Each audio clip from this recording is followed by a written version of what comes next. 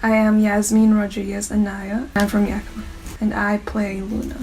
My name is Anthony Love. I play the boss. I am originally from Wentzville, Missouri. Shout out to the Ville. Currently, I'm living in Seattle, Washington. My name is Valea Higheagle. I am from Olympia, Washington. I currently live in Seattle, Washington, and I am Nespers and Chehalis. My name is Tokala Tatum. I act as Leo. I am Rosebud Sioux, Sichangu Oyate, and Yakima Nation from Yakima, Washington.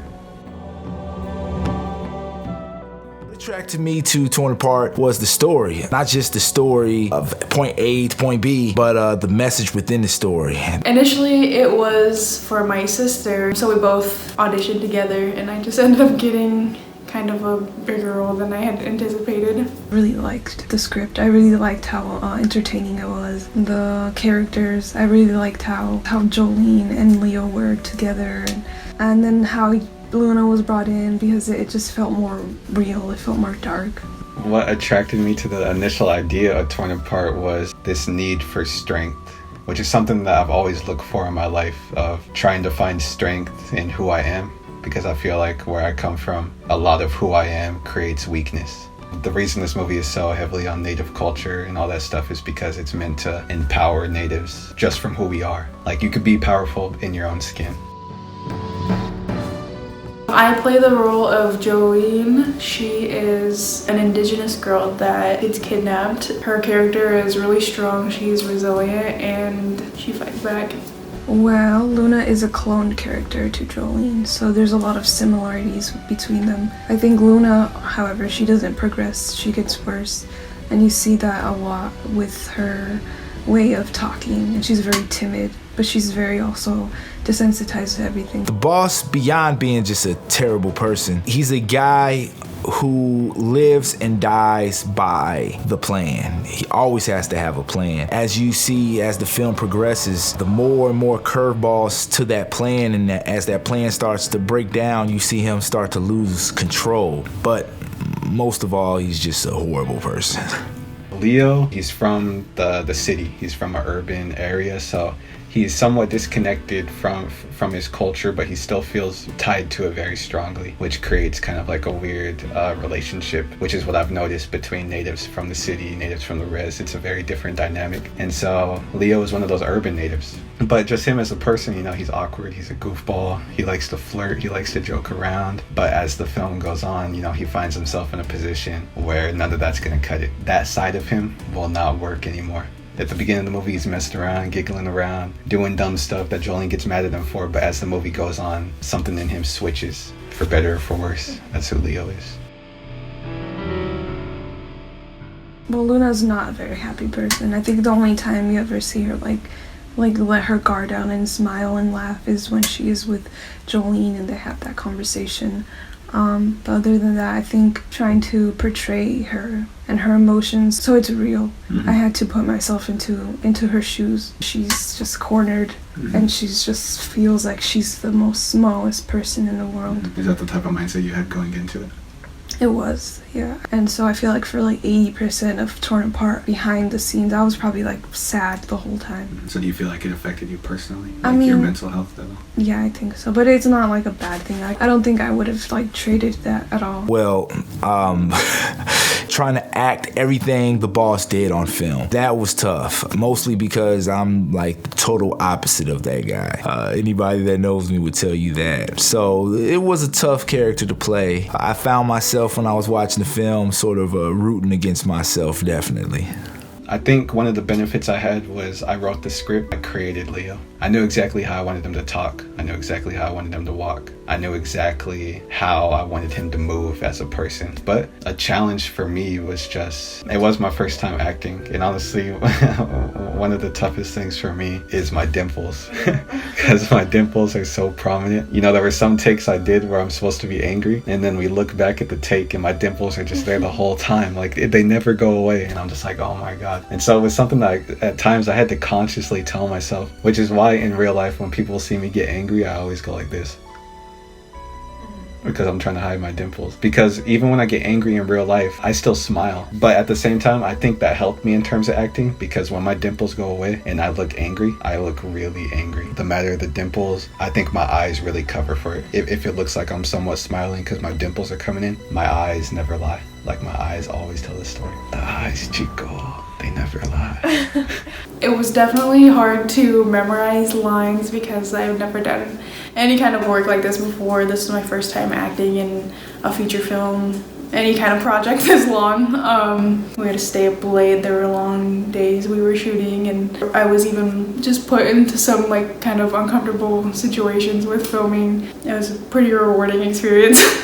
Since you were, behind the camera and directing, do you think that also was a challenge for you? That was a huge challenge for me. That was probably the biggest challenge, because I didn't have time to prepare like everyone else. And when I say I did everything, I literally did everything. Of course, I had people around me to help, but they don't help unless I tell them what I need help with. No one's telling me where I should put the light. I say where to put the light. I'm like, we need to do this shot. We need this lens. We literally, like, everything. I'm kind of like controlling the tone. When it comes to me acting, sometimes I just didn't have time to prepare. And I'm just like, I'm on camera. There were some scenes in there where they were completely improv. Not one single word I said was on the script. I got to the point where I'm like, just point the camera at me, say action, I'm good to go. And I think that created some really good performances. But at the same time, like, I think it just shows my potential as an actor, because there are scenes where I had time to prepare. Like the final scene in the movie, and you could see me and Valea just killed it. That's when I had time to prepare. And so I think that really shows my potential as an actor. Just the whole process, really, getting to know everybody, getting to know Tokala, the whole crew, the rest of the cast. We had a lot of fun. It was a lot of work, but definitely a lot of fun. Getting to know the cast and crew, and just seeing all the hard work that everyone was putting into their characters, their roles, their positions. I'll start with behind the scenes. I really love doing the makeup.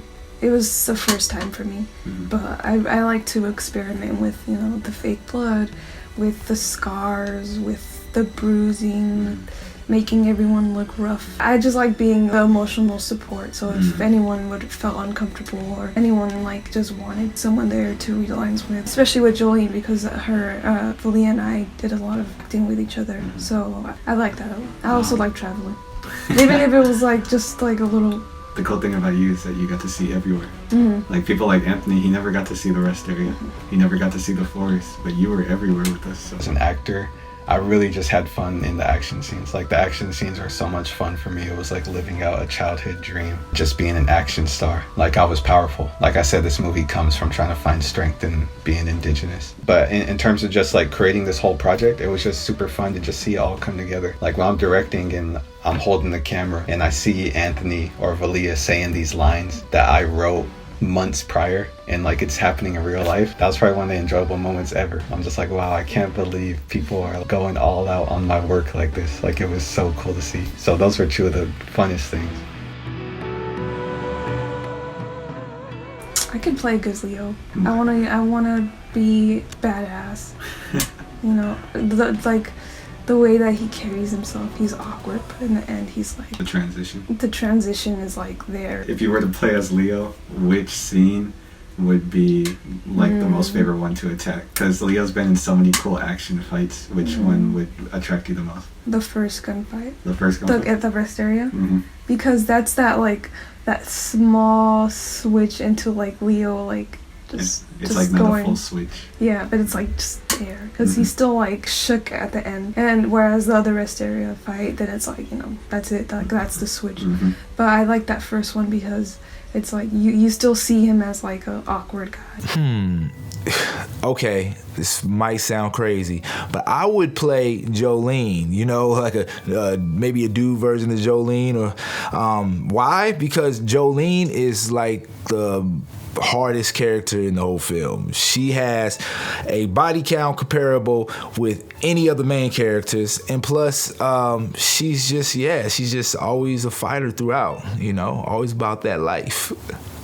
I would play as the boss. And the reason that I would play as the boss is because originally in the script, I kind of had the idea that maybe the boss should be native, because I feel like that would create a weird question within the audience of like, wow, the person running this thing is their own people. Like the native is the boss. That's crazy. And also like going back to the dimples and the eyes thing, the boss is very charismatic at times. And I think like the switch between me being very charismatic with like my smile to just like the eyes would create an interesting performance.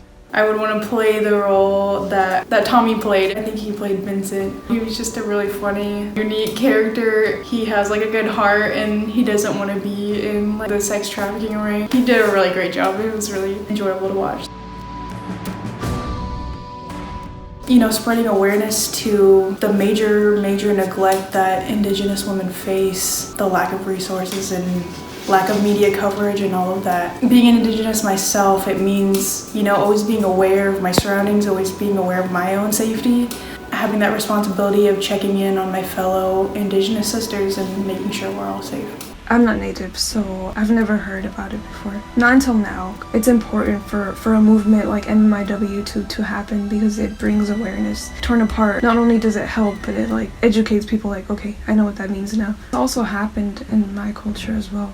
I always hear about girls going missing, just like Luna said, and it's always scared me a lot. So I always carry that with me. It means there's a problem, that there are issues affecting people that need to be addressed, and I don't think enough people are aware of it. It's sort of a shame to say that myself being one of them, I wasn't totally aware of just how bad the problem was, you know, and getting a chance to make this film and even watching it really teaches you a lot and lets you know that there's some people that need some help, and we need to start paying more attention to what's going on. Me personally, I had never heard of MMIW before, just like Anthony. I'd never heard of MMIW, and I'm Native. Never heard of it before. That's just because I grew up in it. When you grow up in these communities that go through these type of problems, these aren't something that you notice as a trend. You don't notice the statistics. I grew up around drug abuse. I grew up around alcohol abuse. I grew up around domestic violence. I grew up around cops at the house all the time. I grew up around suicide. I grew up around mental health, bipolar.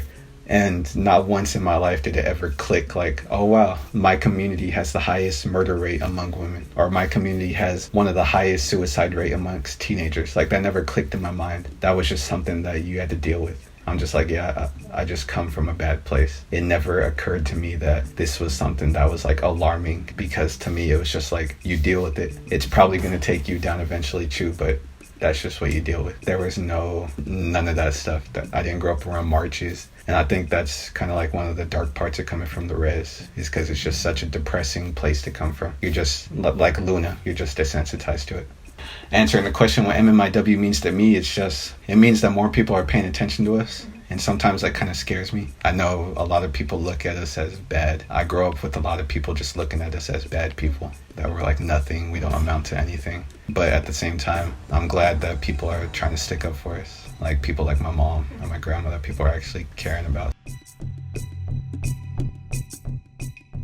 What Torn Apart means to me, it is a project that I will always remember being a part of. Feel so lucky to be a part of it. The friendships that I made for being a part of it, you know, getting to meet all the people I got to meet. I will never forget this experience. Going forward, I think I could take with it that awareness of what is happening with murdered, missing Indigenous women, not just within the state of Washington, but really throughout this whole country. I think it taught me how to talk to others. It also taught me like I can act and I can do makeup. I never like really went out of my way to talk to people, but you know, doing makeup and then acting with someone, it's like it really got me out of my comfort zone, and that is something that I also carried into like real life. As far as like overall Torn Apart, I feel like it taught me that how to be uncomfortable, being comfortable. So Torn Apart was my very first ever role in acting, very first time memorizing lines, being on camera for that long amount of time, and so there was definitely a learning curve and figure out the hard way like different things that worked and didn't work. And it also taught me how to work with a large group of people. You know, being part of a production like this was a challenge, but that was all part of the learning process. It taught me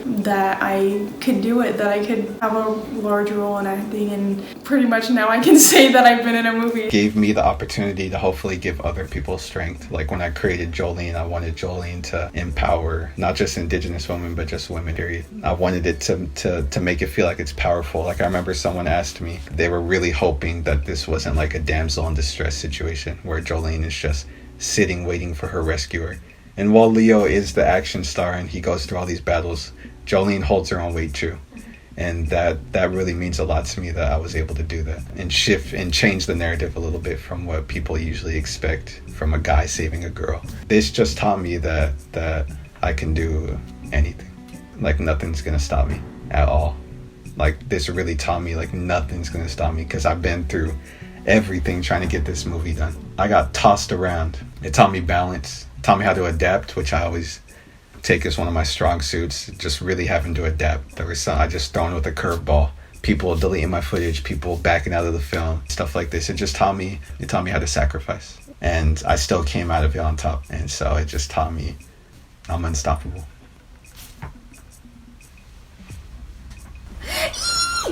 This is my cat. Who would May play as? I think May would be... She likes violence a lot. I think I see her playing the boss. Give me my cookies. And that's a wrap.